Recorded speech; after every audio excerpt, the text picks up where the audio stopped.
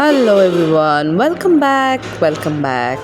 অনেক দিন পর আবার একটা রান্না নিয়ে এসেছি।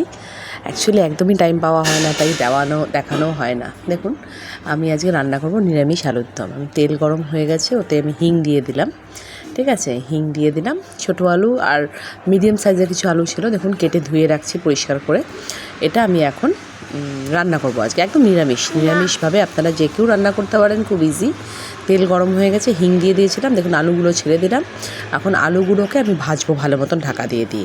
ঠিক আছে, আগে নুন ঠুন কিছুই দেবো না, জাস্ট তেলের মধ্যে হিং দেওয়া আলু দিয়ে দিলাম। কাঁচা আলু, আমি কিন্তু বয়েল করিনি, আলুগুলোকে ধুয়ে রেখেছি ভালো মতন। এখন এটাকে ভালো মতন আমি ঢাকা দিয়ে আগে ভালো মতন ফ্রাই করব, যাতে ফ্রাইতেই 80% সেদ্ধ হয়ে যায়।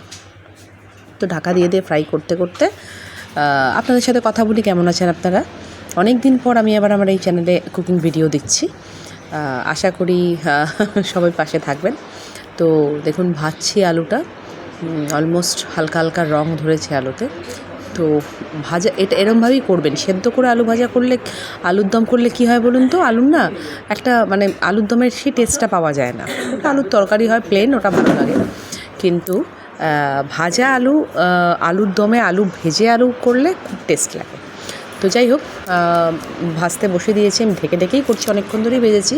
দেখুন অলমোস্ট ভেঙে যাচ্ছে, দেখেছেন তো? খুব ভালো মতন রান্না হয়ে গেছে, মানে ভাজা হয়ে গেছে। এখন আমি একে একে মশলা অ্যাড করব। ফার্স্টেই দেবো টমেটো, কাঁচা লঙ্কা।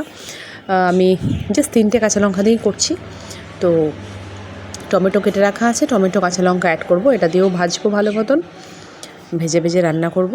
তারপরে একটা মশলার পেস্ট বানাবো, ওটাও দেখাচ্ছি আপনাদের।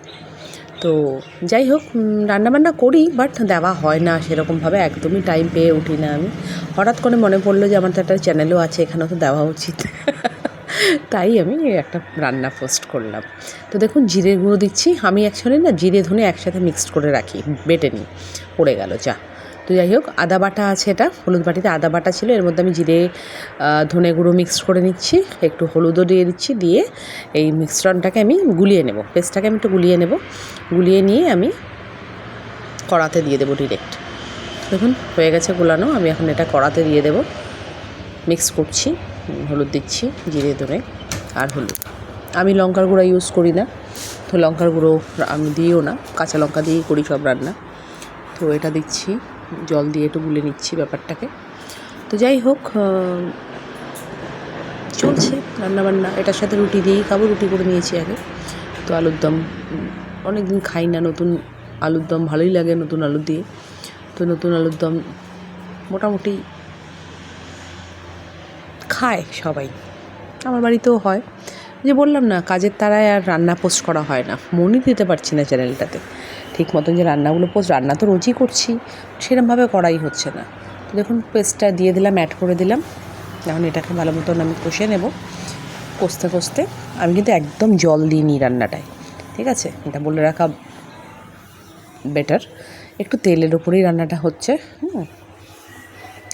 আর এটার মধ্যে একটু লবণ, একটু চিনি দিয়ে দিলাম। এখন এটাকে ভালো মতন নাড়িয়ে চাড়িয়ে আমি ঢাকা দিয়ে দেবো। ঢাকা দিয়ে দিতে টমেটোটাও গলে যাবে, মশলাগুলো খুব ভালো মতো ভাজা হয়ে যাবে। মানে খুব সুন্দর টেস্টের একটা আলুর দম। গরম গরম আপনারা ভাত, পোলাও, পরোটা, রুটি যার সাথে খুশি খেতে পারবেন, খুব ভালো লাগে। যারা মুড়ি ভালোবাসেন, মুড়ি দিয়েও খুব ভালো লাগবে। তো আমি ঢেকেই করছি রান্নাটা। তো দেখুন অলমোস্ট হয়ে গেছে। দারুণ একটা ফ্লেভার, দারুণ খুব সুন্দর একটা গন্ধ বেরিয়েছে। আমি কিন্তু জল একদম দিইনি, জাস্ট অল্প ওই হলুদ বাটির মশলা বাটিটা যেটার মধ্যে ছিল ওটা দিয়ে গুলিয়ে একটুখানি জল দেওয়া, বাস। তো দেখুন গ্রেভিটা বুঝতেই পারছেন এখানে।